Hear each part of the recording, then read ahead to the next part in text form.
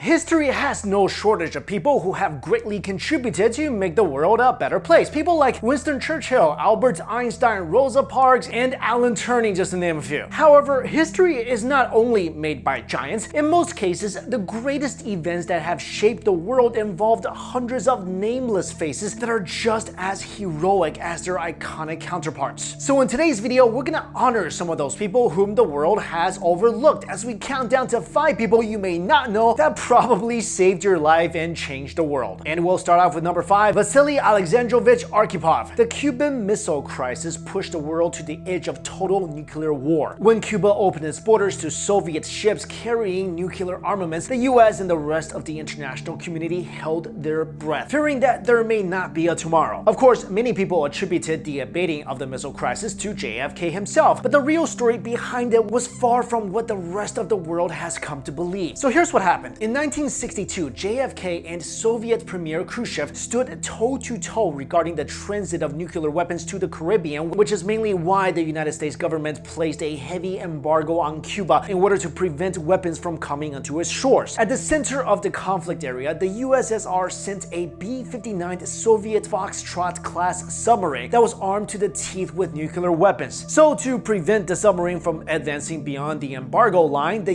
US sent 11 destroyers and an aircraft carrier, the USS Randolph. The thing is, war actually should have broken out because the US began to barrage the submarine with depth charges, but in order to fire back in retaliation, the Soviet submarine needed a unanimous launch approval from 3 onboard officials: Captain Valentin Savitsky, political officer Ivan Maslenikov, and another officer named Vasily Alexandrovich Arkhipov. So at the time, Savitsky and Simonovich gave a nod to launch the missile and essentially pressed the button for the Third World War. But Arkhipov convinced the two that it was a really bad idea to fire back. So instead, despite the protests from the two, the submarine resurfaced in plain view, a decision that basically decisively averted the annihilation of the human race. Number 4, Niles Berlin. You may not know him, but Swedish inventor Niles Berlin has saved millions of lives in the past 50 years and continues to do so with a simple solution to the problem of comfort and laziness. You see, when the automobile was first introduced to the public, the idea of seat belts was non-existent, if not completely optional. Though the seatbelt was introduced for mass consumption in 1959, these safety devices were basically lap belts and did nothing to prevent any internal injury to the driver and passengers. Because back then, seatbelts were mostly employed by professional race car drivers, and their design was more on the bulkier, less comfortable side, being, a 4-point harness. While they were much safer than lap belts, convincing the average Joe to go the extra mile of securing all attachments of the belt was another story. In fact, where they were offered, regular people just flat out refused to use them. Of course, this was a problem, and Berlin was able to identify it and find a solution to make life preservation as simple and as effective as possible. He ended up with the 3-point seat belt, a safety device that we use to this day, and has of course saved countless lives. The thing is, to Berlin, though the problem of overcoming laziness and comfort was a little bit of a hurdle, the solution was so simple that motorists need to only use one hand in order to fasten their belts and still have a generous amount of comfort while on the road. Berlin initially invented the belt for car manufacturer Volvo, but his idea was so incredibly groundbreaking and innovative that the company made the patent available to all car manufacturers as a sign of goodwill and interest in public safety. Number 3, Victor Zhdanov and Donald Henderson. Sometimes the biggest wars ever waged were on a microscopic level. Disease has been the bane of humanity since the beginning of time, and since the inception of the medical sciences, humanity has been waging a relentless battle against pathogens and potentially lethal diseases to this very day. However, there have been victories where humanity has rid the world of illnesses like polio and dysentery. And one of these victories came from an unlikely alliance. You see, in 1958, USSR Deputy Minister of Health Dr. Victor Zhdanov approached the World Health Assembly with a proposal to create a global effort to finally eradicate smallpox. Since the disease caused by the variola virus has claimed millions of lives over the decades preceding the 1950s, Zhdanov found it necessary to step up in order to save lives. The proposal and initiative, after being presented to the Assembly and the members of the international community, were accepted by the United States and was represented by a physician named Donald Henderson. The amazing team-up yielded to amazing results, and Dr. Zhdanov and Dr. Henderson's efforts paid off when smallpox was essentially rendered extinct through the distribution of information globally and by making the vaccine immediately available to the public. Number 2, Gertrude Illya. The first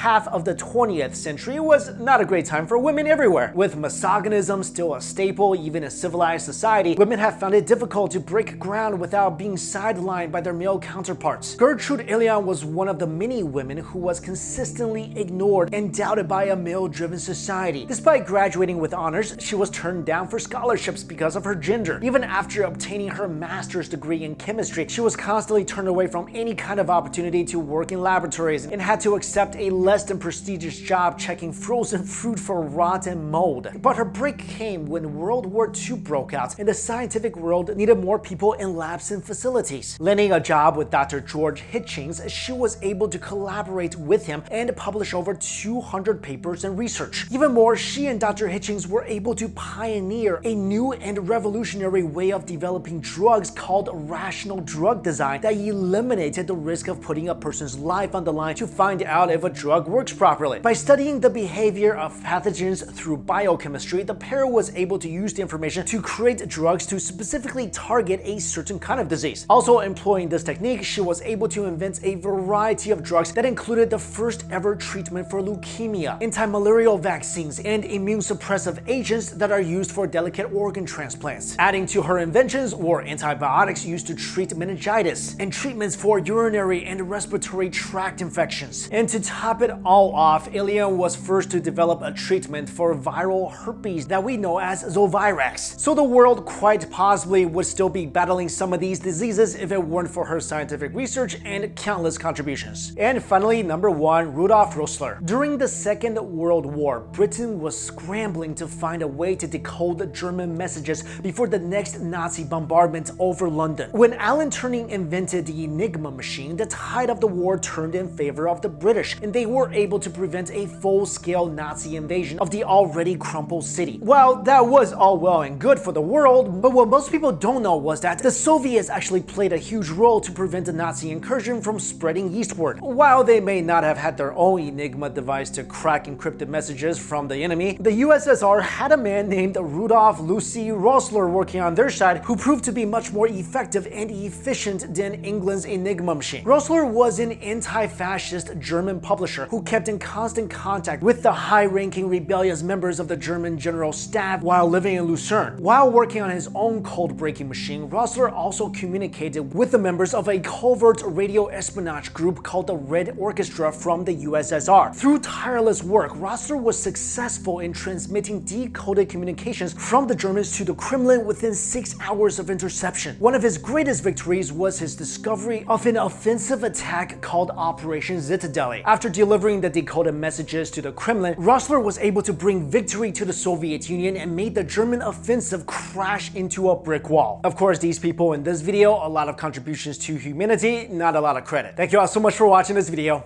I'll see you later.